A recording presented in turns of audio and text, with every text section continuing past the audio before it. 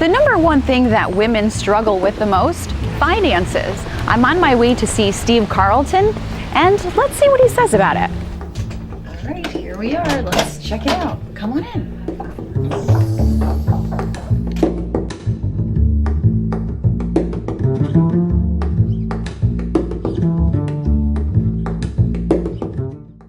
Usually people don't see women as big investors, but that is not the reality of it today, correct? Sure, yeah, absolutely. The perception has been that men make all the decision when it comes to investing, and it actually is shockingly, it's quite the opposite. You know, in my experience working with clients, women are very engaged, they're very curious, they're very interested to know about investing. And so, you know, when our parents growing up with I Love Lucy and Leave It to Beaver, that's not reality. Today women they want to know, they want to understand, and they're engaged, and yet they're very sophisticated in many ways. Even if they're just starting out, there's the whole gamut. And what kind of women do you get here? I would say that there's really three basic types that come in. The first type come in and they have a file folder in their hand, and they've researched and they've prepared, and they know what they want, they know what their goals, they know what their objectives are, they know what they've done in the past, they've got a plan in place, and they want a second opinion. They want to know that their other experts that they're turning to agree with what their strategy is. The second type of group come in are the ones that say, you know what, I don't know anything about it.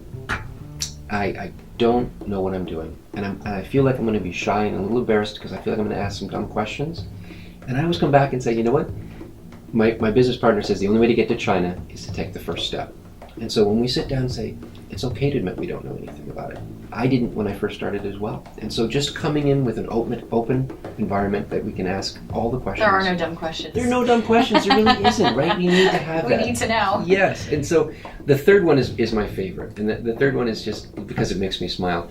They come in and they say, Steve, it's all Greek to me. I don't get the acronyms. I don't get all the flashing numbers and all this stuff. I don't understand. My life is so full and so busy. I trust you. I want your help. Walk me through it. It's so funny. The women think that the guys outperform them in the market. Right. Our best performing clients are women. Because what they don't do is they don't panic. Guys want to buy the hot stock. You know, the stock's at all-time high. The guy calls and he's like, I want to buy Apple. I don't get that as often. When the market's crashing, in the market, you know, back in 2008, the stock market's, getting pummeled. Guys are calling saying, get me out, get me out, get me out. Women weren't. What do they do? How do they act? They pull back and they say, what is the plan? What is the goal? What are our objectives? I came into this knowing that the market's volatile. I came in knowing that there's uncertainty. Does this change my long-term play? Aren't we supposed to buy low anyways? And so they tend to be, for all the talk about women are more emotional, they are more tempered by their emotions to not react the way that men typically do. So what advice do you have for women that are watching this show today in regards to this topic? Don't be alarmed. Take a deep breath. It's okay. Regardless of your circumstances, regardless of where you are, the first step is to go and talk to your friends. Find somebody that you can go to that says, you know what, I know somebody and I like them and trust them. And then make an appointment. It doesn't cost anything. Make an appointment, and if you have to bring in your shoebox or your file folder or whatever it is you have, or just a simple blank sheet of paper, sit down and make an appointment with somebody and say, I need a plan. All right, well, thank you so much. It's a pleasure, Paula. Thank you.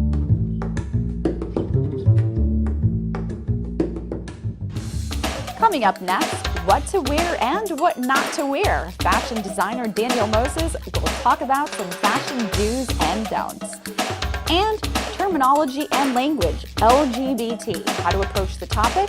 Her look will be right back.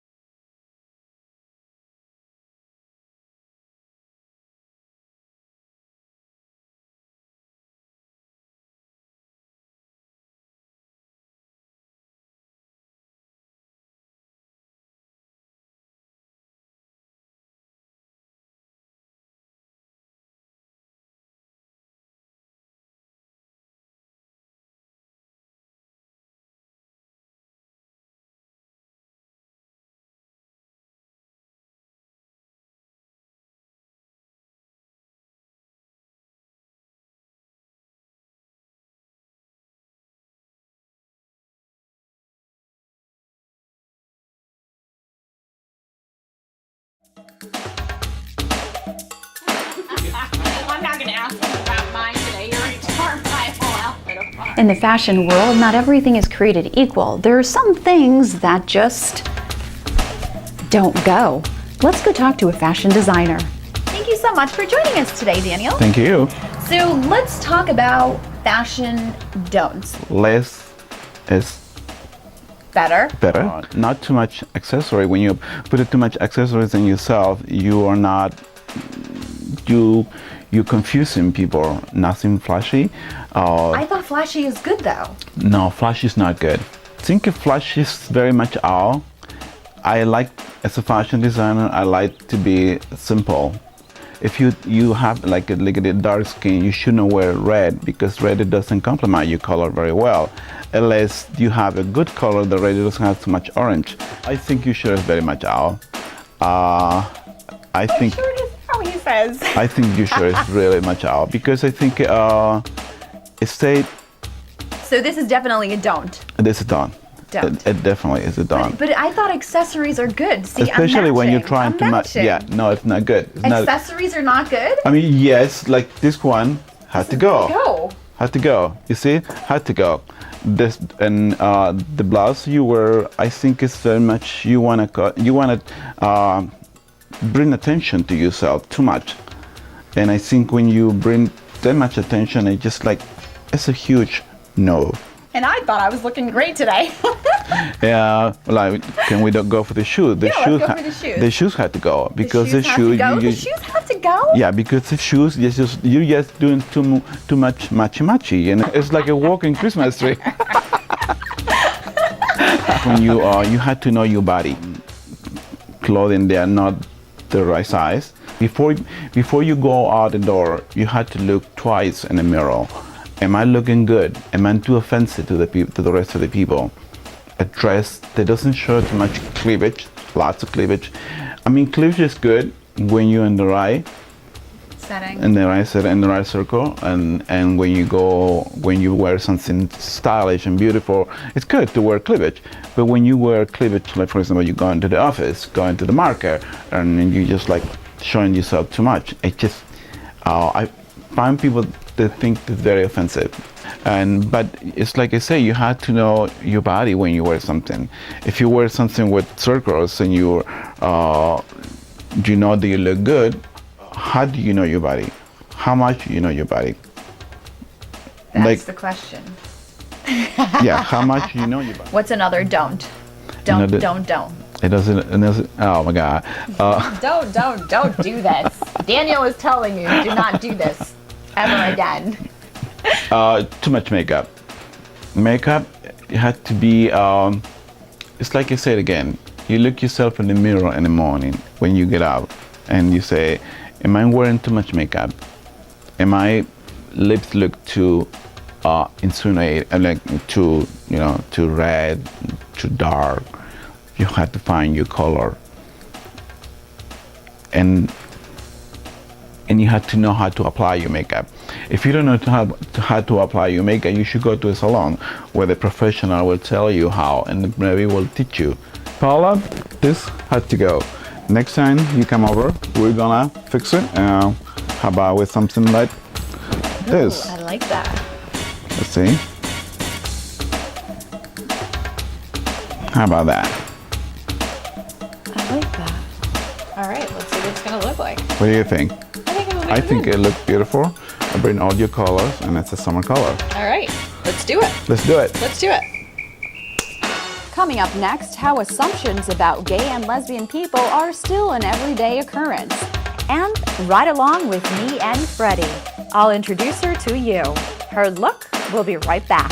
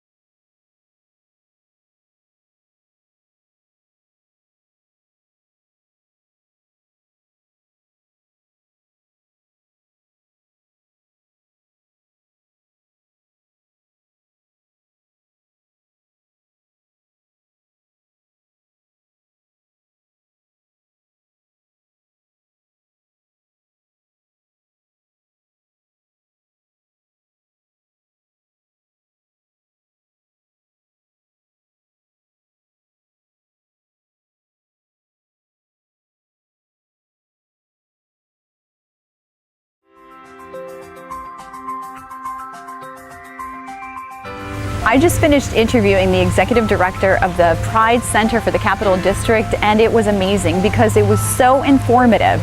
There are still people out there in our society that are uncomfortable because they don't know how to approach the issue. And there was just so much information, and today you're going to hear part one of that interview. So LGBT is the acronym for lesbian, gay, bisexual, transgender.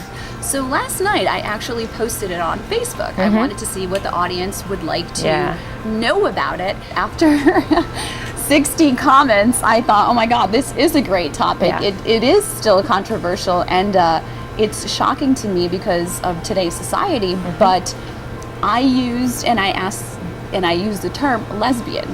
Is that wrong?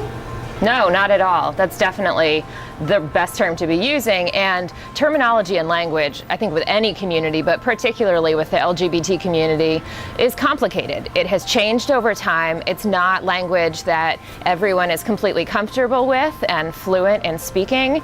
And it can become really contentious or controversial. And when we're talking about LGBT, that's just one fraction of, the broader community. Other terms that are used are kind of equally contentious. And I think bringing to light and having the opportunity to have the conversation is one of the best things that you can be doing, despite being nervous about broaching the topic or not being sure if you're going to say the right thing, because I think that is one of the biggest fears people have. And instead of doing their best, and if you apologize, you screw up, you move on.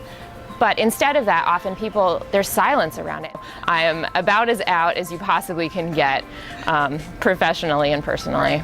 Have you ever been a victim of prejudice? Have I ever been a victim of prejudice? Yes. Things have definitely happened in my life as a result of my identity, or holding hands with my very gay looking girlfriend at the time, or things like that. I remember one time I was actually in a medical situation with my partner at the time, and she was presumed to be doing drugs because she looked like a lesbian. And so we actually weren't given the medical care that my partner needed because of the assumptions that were being made about us. And that's still happening today. Yep, that's still happening today, absolutely. And so people's prejudice and assumptions about gay and lesbian people or transgender people absolutely inform the ways that they're able to deliver care, they're able to teach students, they're able to serve you your coffee. It's an everyday occurrence for so many people. Do you see trend changing?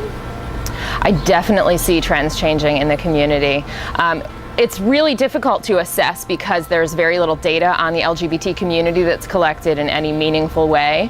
And so a lot of the ways that we can talk about it are pretty anecdotal. I've heard one statistic, and I can't cite it, so I'm going to just put that disclaimer out there, but I think looking at trends, I would believe it, that in the 1970s, the average age a person came out as gay or lesbian was 48 years old. So you were midlife, you probably had your marriage, career underway, and that was the average age a person came out. And that was actually the time that the Pride Center was founded. And so that was the environment.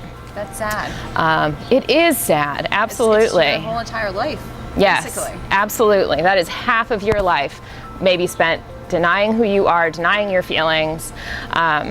So in the 80s, the average age a person came out was 26. It dramatically changed. There was a lot more going on in the movement that was much more visible. The AIDS epidemic was really hurting the community and making people more visible. And so the 80s, the average age was 26. But you were still out of college at that point. The average age in the 1990s, they say, was 18 years old. So you got through high school, but before college, people came out, and that was the average. And today, the average age a young person comes out is 13 years old. Wow. And that is a spectrum. Like, that runs from young people who are out and really sure of themselves at 10 to the folks who knock on our door at age 75 and say, my wife just passed away and I'm gay and now I can live my life as I want to. The trend definitely is that people are coming out younger and younger. So I would encourage young people to seek the support that they need and to find those trusted advisors or allies. I would never tell anyone that they need to come out or how that process should work, but people usually instinctually know who the best person is to talk to. And holding it inside or denying it, thinking that it's going to go away, is usually a really difficult path for people to take. And finding support is really one of the biggest things that you can do.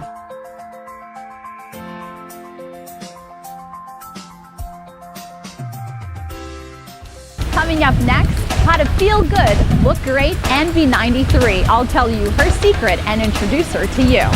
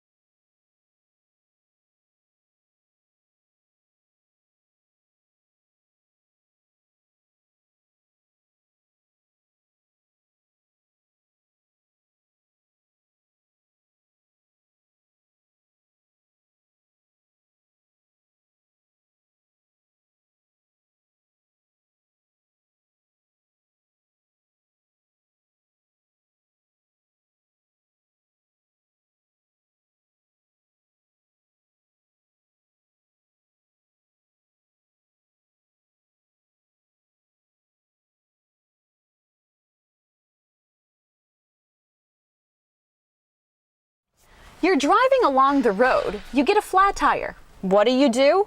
Number 1, don't panic. Take 3 deep breaths. You're okay. You're gonna be okay. Because I know it's a freak out. You know, it's like, oh my God, my car's not working right. Very first thing you should do, absolutely make sure you're off the side of the road so that you're not in the way of traffic. And then get your flashers on, so that way you're alerting the other drivers that, oh, we got a problem here. And then the next thing you want to do is get your service manual out, because you know what? It's like, even if you call for help, they're going to be asking you very specific questions, and that usually will tell you the step-by-step process on how to do it. And then you just go through your step-by-step process, and it's really great because it breaks it down. Like, okay, you unscrew the holding nuts in place, and okay, pull that off. Okay, now pull out the tire. Okay, roll it around to the side. Okay, pull out your jack, and then it'll give you very specific instructions on how to manage the jack. And then you're well on your way. So, and you'll be very proud of yourself that you did it yourself. If your tire pressure light goes on, all you need to do is buy one of these gadgets, and if you want to find out how much air you need in each tire, just open your car door and check it out. I've never had to experience of changing a tire or doing any maintenance on a car. Oh my God, you're a girl and you do this? You get your hands dirty? I'm like, it's not a big deal, you know. I'm washable. I dragged my sister along with me, and we're here to learn about my car. Personally, I kind of need to know these things. I've always loved cars. This is, yeah. You're a girl. I know, I'm a girl. I'm a nerdy girl. I think it's great that women and young teenagers should learn how to do this. So you have about 20 women here today. And what are you going to do? So what I'm going to do is I'm going to give them the basics of what they should know about what's going on under the hood of their car. I think it's something that's super important for women especially to know, but everybody to know. This car that was designed on the design team, it was a woman, was the leader on the design team. So when you're trying to lift your hood, you'll notice there's a little bit of a gap right here.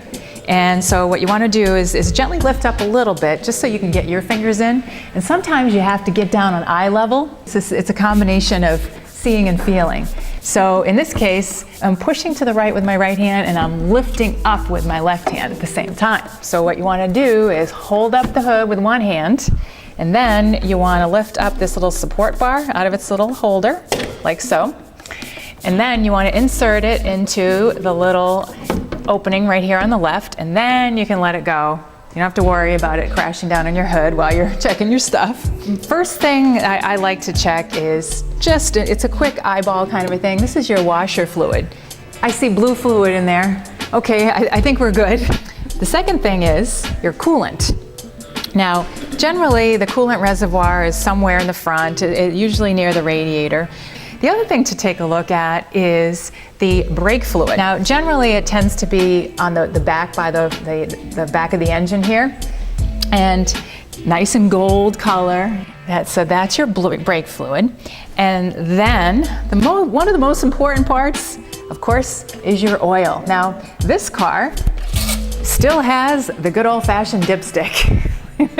You can see down the bottom here, there's these little levels and little bars. So that'll tell you if your oil level is down at the bottom, well, it's time to add a quart or close to a quart. It's always good to check your oil every 1,500 miles or so, just to be, again, do the due diligence of checking your car. The best time to check the oil level of your car is when it's been sitting overnight, first thing in the morning, because it gives a chance for all the oil to settle down into the oil pan.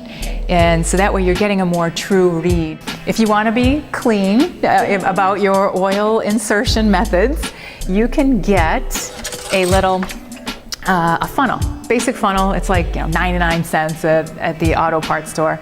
I always like having a funnel. It just makes it a lot easier. You put the funnel in first, and then you dump the oil in. So just a quick general overview of just basic stuff so that women can feel more confident when they're getting behind the wheel. So next time you need to add oil to your car, you know what to do.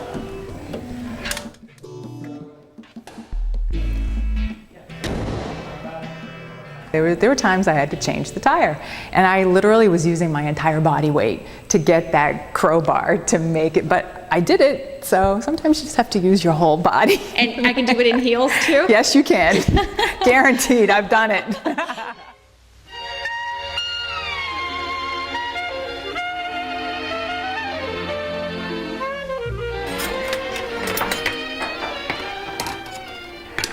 I'm just going to run out and get the mint. What is iced tea without mint?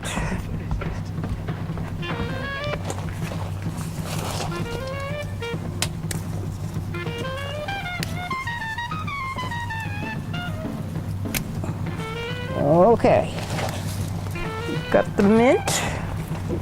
I'm not big on growing herbs. Got some, whatever it is down there.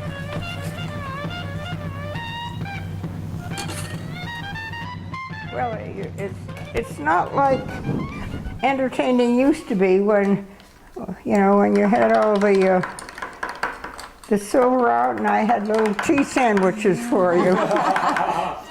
Cheers. Cheers. This has been so much fun. I hope you enjoyed this edition of Her Look. Friend me on Facebook. I want to know what ticks you off and what makes you tick. Also, if you have any other questions or any suggestions you would like to see on Her Look, post it on my wall. Let's keep an open dialogue. Thanks for watching, and thank you, Kirby, for being the photographer. Have an awesome day. I'm Paula Gretzinger.